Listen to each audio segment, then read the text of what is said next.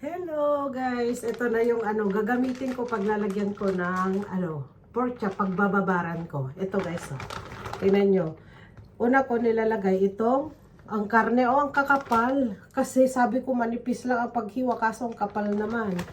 Lagay ko dyan. Tapos dalawa lang ang gagamitin ko kasi marami na to, oh.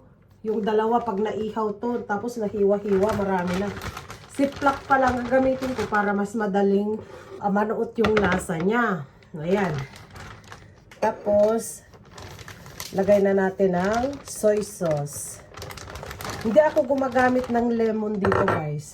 Tapos, yung bawang. Siyempre, yung Sprite. Ayan, lagay na natin lahat. Ayan, Sprite. At syempre, lagyan natin ng magic sarap, pampalasa, paminta. Itaktak lang lahat yan.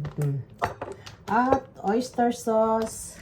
Kunti lang kasi hindi ako gaano dito sa oyster sauce. Ayan, ganyan lang guys. Kunti lang.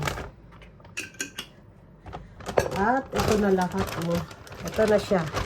Kita nyo, ito na yung lahat. At syempre, ilalak natin. Saka, mix ganyan. Ganyan ako nagbababad guys. Oh. Ayan, ayos na to. Tapos lalagay ko sa ref. Ihawin ko ito sa susunod na araw.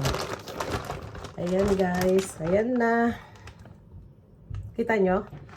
Kita nyo? Ayan na siya, oh. Bye! Thanks for watching!